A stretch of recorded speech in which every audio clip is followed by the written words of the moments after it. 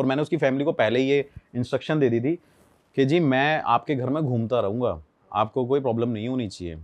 कहीं आपको ये लगे कि मेरे घर में रात को क्यों घूम रहे हो आप, क्योंकि मेरा काम ये, मेरी जॉब ये है, आपने मुझे इसके लिए पैसे दिए हैं।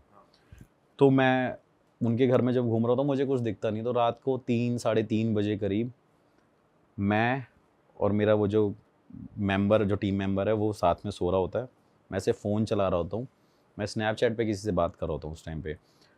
उसके बाद मैं थोड़ी देर बाद देखता हूँ कि मेरे डोर को कोई ओपन करता है।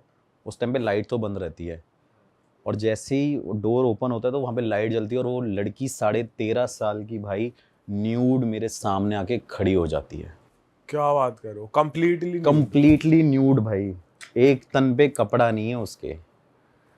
मैं हैरान हो जाता हूँ, मैं शीट लेता हूँ जो मैंने ओढ़ी हुई होती है चद्दर, मैं उसके शरीर पे डालने लगता हूँ। वो मेरे सामने जो साथ में कैमरामैन है वो भी फटाफट कपड़े लेता है और फिर मैं बड़ी तेज चिल्लाता हूँ, और उसको पकड़ने के बाद अब तक उसकी फैमिली के लोग आ जाते हैं, उसके मदर और फादर आ जाते हैं और वो देखते हैं। मैं उनको बताता हूँ कि जी ऐसे ऐसे ऐसे ऐसे हो गया। कह रहे सर हम कह रहे थे ना, लेकिन उनको इतनी शर्मिंदगी महसूस होती है, मतलब ऑब्वियसली वो तो होगी यार, एक बेटी आ और रही है। वैसे वो सिर्फ आके खड़ी हुई थी या कुछ उसने करा भी भाई था? वो सिर्फ खड़ी ही हुई थी, तब तक मैंने उसको कोई सेकंड चांस दिया ही नहीं कि वो कुछ एक्शन ले। क्या पता वो मुझे मारती, क्या पता वो कोई और एक्शन लेती, तो मैंने वो उसे सेकंड चांस दिया ही नहीं। मैंने फटाफट कपड़े उसके ऊपर डाल दिए, और जैसे ही मैंने डाले उसके भाई उसकी मदर बड़ी तेज तेज रोने लग गई। मैंने बोला कि जैसे ये आपके लिए वैसे मेरे लिए भी बेटी ही समान समझो या मेरी बहन समान समझो। तो मैंने ये बात यहाँ तक रहेगी, आप ऐसा मत सोचो कि मैंने इसकी फ़ोटोज़ डाल देनी है, अगर हमारे पास इसकी पिक्चर्स भी है, ऐसा कुछ भी नहीं है। तो उन्होंने बोला नहीं नहीं ऐसी कोई बात नहीं है, बट ये हमने कभी एक्सपेक्ट नहीं किया था कि ऐसा कुछ हो पाएगा।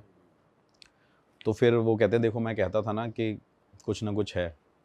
मैं नेक्स्ट डे वहाँ से निकलता हूँ, उनको बस इतना बोल के आता हूँ कि नेक्स्ट डे आप मेरे साथ आना, मैं आपको कहीं लेके चलूँगा, वहाँ मैं इनको दिखवाऊँगा।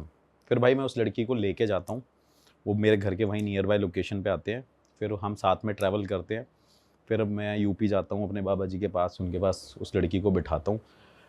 तो बिठाने के बाद हम थोड़ी देर तक वेट करते रहते हैं, बाबा अपनी पूजा पाठ कर रहे होते हैं। रास्ते में वैसे कुछ नहीं करती हो कि नहीं जाना या नहीं नहीं नहीं नहीं, उसको पता ही नहीं है कि उसे हम कहाँ लेके जा रहे हैं। एक्चुअली उसको ये पहले इन्फॉर्म कर दिया था मैंने कि इसको ये मत बताना हम कहाँ लेके जा रहे हैं, क्या पता ये फिर ना जाए, रुक जाए। फिर भाई हम उसको लेके जाते हैं, शाम हो जाती है, तो बाबा कहते हैं सुबह मिलूँगा, अब मेरी पूजा का टाइम हो गया, तपस्या का टाइम हो गया, अब मैं सुबह मिलूँगा। तो हम फिर रात को मतलब उनको होटल करा देते हैं, और फिर मेरे नोन के लोग हैं तो मैं वहाँ पे स्टे करने लग जाता हूँ। तो भाई स्टे करने के बाद नेक्स्ट डे हम मॉर्निंग में उनके पास जाते हैं, सुबह 9:30-10 बजे करीब। वहाँ जैसे ही पहुँचते हैं और देखते हैं कि बाबा वेट तो कर रहे हैं, लेकिन बाबा के हाथ में ऑलरेडी एक लाल कपड़ा है, और लाल कपड़े को वो हाथ में लेके बैठे हैं। और जैसे ही हम उस लड़की को वहाँ पे बिठाते हैं तो बाबा कहते हैं इसके पहले हाथों पे कपड़ा बांध दे। मैंने कहा क्यों? कहते मुझे पता है क्या है इसके अंदर। फिर बाबा वहाँ पे बता देते हैं, मतलब बाबा उस टाइम ओपनली ये बात बोल रहे हैं कि जयपुर से आए हो। मैंने कहा जी हाँ। तब तक फ़ोन पे ये डिस्कस नहीं हुआ था कि एक्चुअली प्रॉब्लम क्या है, कहाँ से आ रहे हैं, क्यों आ रहे हैं, क्या कारण है। तो जैसे ही हम वहाँ जाते हैं, जयपुर से आ रहे हैं, मतलब हाँ। कह रहे ये तो बड़ी बेकार लड़की है। मतलब बाबा लड़की, कह रहे लड़की मतलब बड़ी आत्मा इसकी बड़ी अशुद्ध हो रखी है, ऐसे करके बोले मेरे से। मैंने कहा क्या हुआ? कह रहे चलो बैठो। वो थोड़ी देर बैठते हैं, अपनी पूजा वूजा और ये सारी चीज़ें करते हैं। उसके बाद उस लड़की में से अलग एक वॉइस आ रही होती है, जो एक्चुअली में वो 13.5 साल की नहीं लग रही, उस टाइम पे वो लग रही है 30-35 साल की लड़की। अच्छा, मोटी हो गई आवाज? हाँ, आवाज़ मोटी होगी, उसकी हैवी वॉइस होगी एकदम काफ़ी ज़्यादा, और आंखें मतलब बड़ी बड़ी उसने कर ली, और वो हम सबको ऐसे नोटिस कर रही है और देखे जा रही है। फिर बाबा बोलते क्या चाहती है तू, सिर्फ इतना बोलते हैं। फिर वो अपनी हिस्ट्री बताती है, जैसे भूल भुलैया में भी उसके साथ हिस्ट्री थी, वो सेम ऐसी ही कुछ रिलेटेड है। उसकी एक हिस्ट्री होती है कि भाई जब लाइक उसकी एज होती है 17-18 साल की, नाबालिग होती है, वो अपने लवर के साथ, जैसे होता भी है, वो अपने लवर के साथ अपनी फैमिली वालों से पकड़ी जाती है एक रूम में, जिस वजह से उसे, मतलब आप कह सकते हो कि इतना शेम फील होता है, ऐसा लगता है कि आज मेरे फैमिली वालों ने ये सब मुझे देख लिया। उस समझ सकते हो ना मैं क्या कहना चाह रहा हूँ, कि उस सिचुएशन में देख लिया कि जो नहीं होना चाहिए था। तो उसके घर वाले उसको ताना वाना मारते रहते हैं, तूने ये कर लिया, तेरी शादी, तू मर जानी चाहिए थी, ये कर देना चाहिए था, वो कर जाना चाहिए था।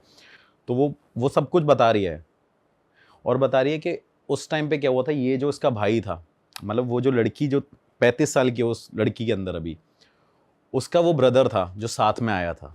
जो 10 साल का है आज? नहीं, छोटा वाला नहीं, मतलब उसका वो भाई था जिसकी फैमिली के यहाँ हम गए थे ना, उसकी बहन थी वो 30-35 साल वाली। अच्छा, मतलब जो मेन फैमिली का मेल था। हाँ, मेल था। हाँ, उसकी वो सिस्टर थी। तो वो बोलती है कि इसने मुझे ताने दे दे के, इसने मुझे कई बार बोला कि जहर खा के मर जा, जहर खा के मर जा।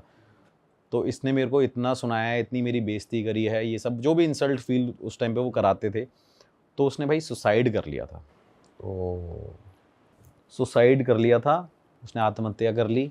उसके बाद वो ये कहती थी कि मुझे अपनी फैमिली से दिक्कत नहीं थी, मुझे अपने भाई से प्रॉब्लम थी। मैं चाहती थी कि मैं भी उसको बताऊं कि बेइज्जती बदनामी क्या चीज़ होती है।